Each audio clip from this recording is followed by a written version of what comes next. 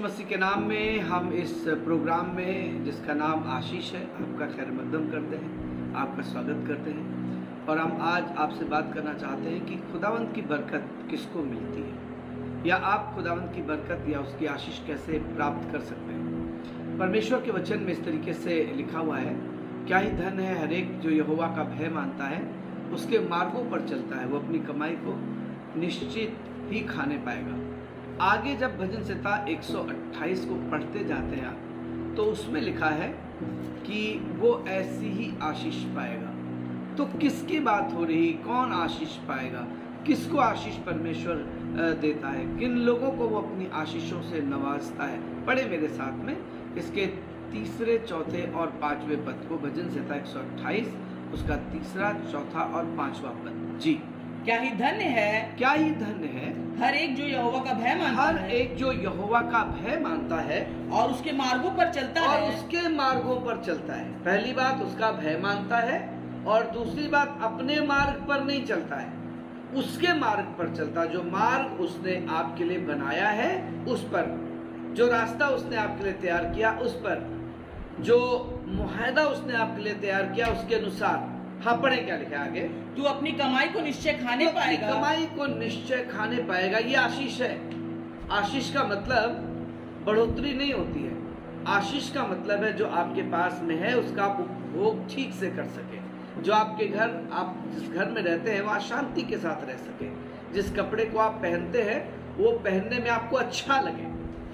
जो जिस घर में आप रहते हैं वहां पर आप खुदा की हुजूरी को महसूस करें। ये बरकत है, ये आशीष है। आगे पढ़िए क्या लिखा है, तू धन्य होगा तू धन्य होगा और तेरा भला ही होगा, और तेरा भला ही होगा। तेरे घर के भीतर, तेरे घर के भीतर तेरी स्त्री फलवंत दाखलता सी होगी, फलवंत दाखलता की सी होगी।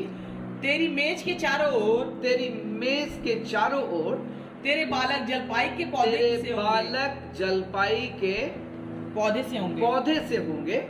आगे, सुन जो पुरुष यहोवा का भय मानता है, पुरुष यहोवा का भय मानता है वह ऐसी वो आशीष पाएगा। ऐसी ये आशीष है। आशीष क्या है? अपनी कमाई को ठीक से कहा पाना आशीष है। आशीष क्या है? आपके बच्चे तरक्की करें, आशीष है। आशीष क्या है? आपके बच्चे आपके चारों तरफ आकर के बैठे, आशीष है। आशीष क्या है? आपके घर में आपकी स्त्री फलवंत दाखलता की सी हो, ये आशीष है।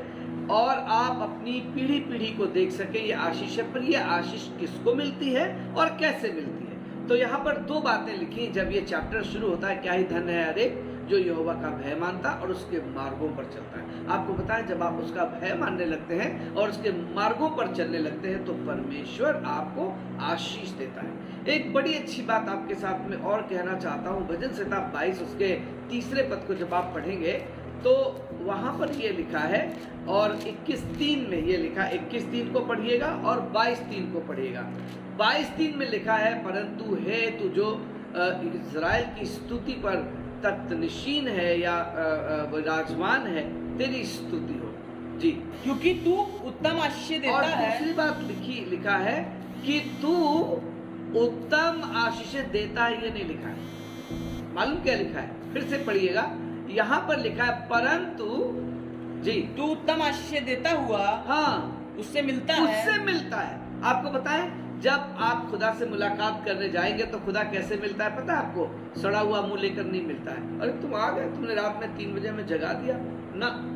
जब आप खुदा से मुलाकात करते हैं तो लिखा है कि वो आशीष नहीं देता है, वो उत्तम आशीषें देता हुआ मुलाकात करता है। अगर आप परमेश्वर के साथ में संबंध बना लिया आपने, उसके साथ में आपकी दोस्ती चल रही है, वो आपसे खुश है, तो आपको बताएं, आप जितनी बार उससे मिलने जाएंगे उतनी बार आशीष लेके नहीं आएंगे। लिखा है तू उत्तम आशीषें देता हुआ उससे मिलता है, उससे मुलाकात करता है, उससे मिलता है। जितनी बार आप परमेश्वर से मिलेंगे वो आपके जीवन में एक आशीष उंडेल देगा। जितनी बार आप मिलेंगे उसको एक आशीष आपको दे देगा। आपको याद होगा पुराने ज़माने में जब हमारे चाचा, मामा, बुआ, फूफी हमारे घर आते थे तो कभी खाली हाथ नहीं आते थे। ये जो दौर है ये थोड़ा सा अलग है, पर वो वाला जो दौर था, जब भी कोई भी शख्स आता था तो वो फल ढेर सारे लेके आता था, वो मिठाई लेकर के आता था, वो बच्चों के खिलौने लेकर के आता था, वो खाली हाथ कभी नहीं आते थे।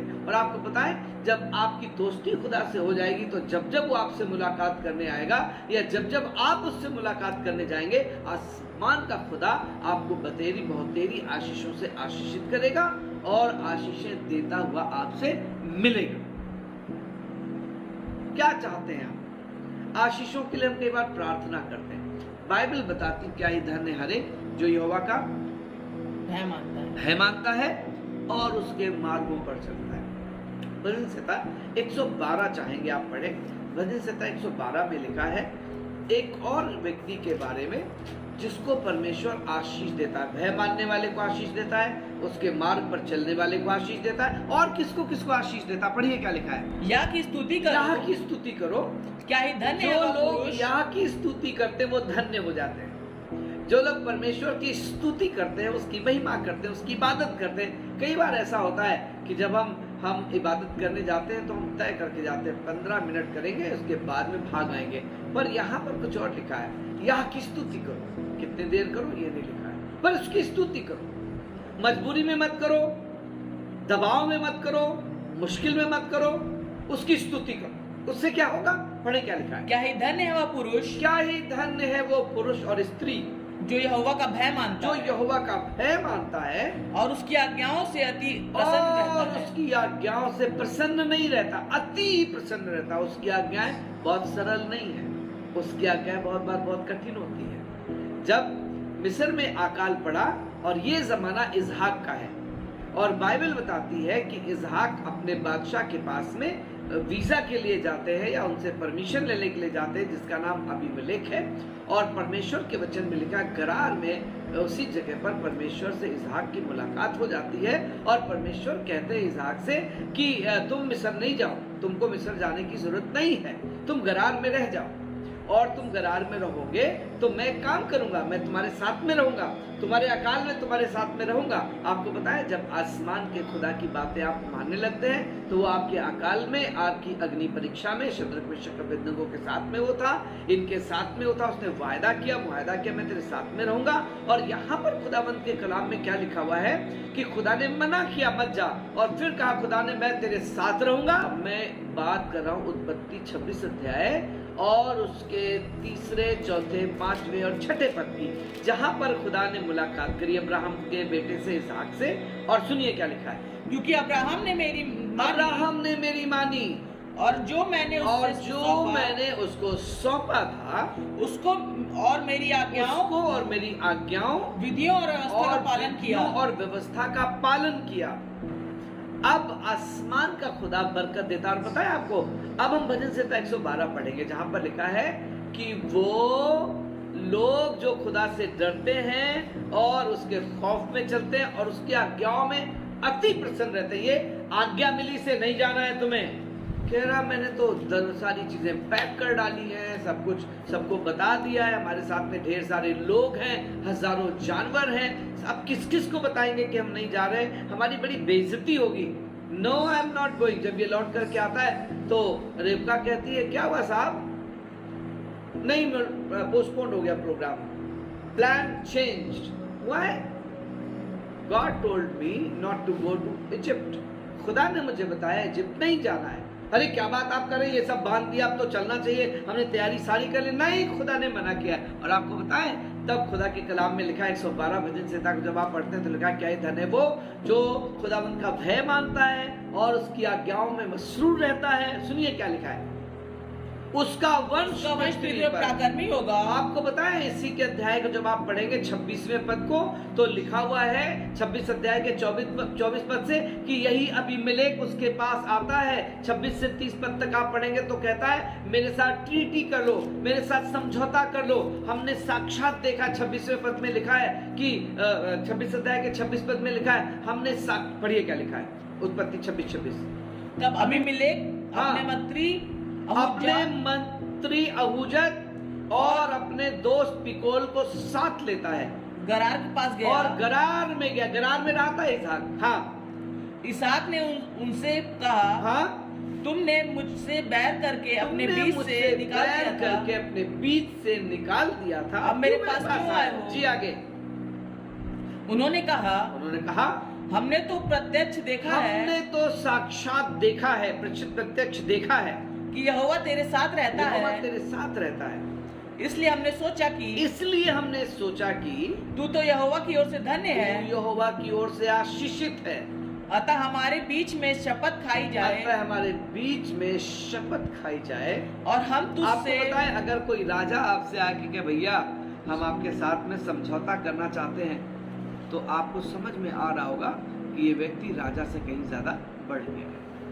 सीधे लोगों की संतानें आशीष पाएंगी और उनकी नस्ल जमीन पर जोरावर होगी। क्या लिखा है 112 भजन संहिता में? ये किसकी नस्ल है, ये किसकी संतान है? उसकी जिसने परमेश्वर का भय माना, परमेश्वर की आज्ञाओं को माना, परमेश्वर की आज्ञाओं पर चला।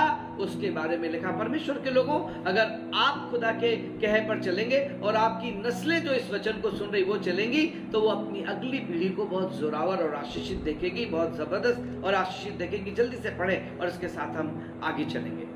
उसका वंश पृथ्वी पर प्रकर्मी होगा, सीधे लोग की संतान आशीष सीधे पाएगी, लोगों की संतानें आशीष पाएंगी।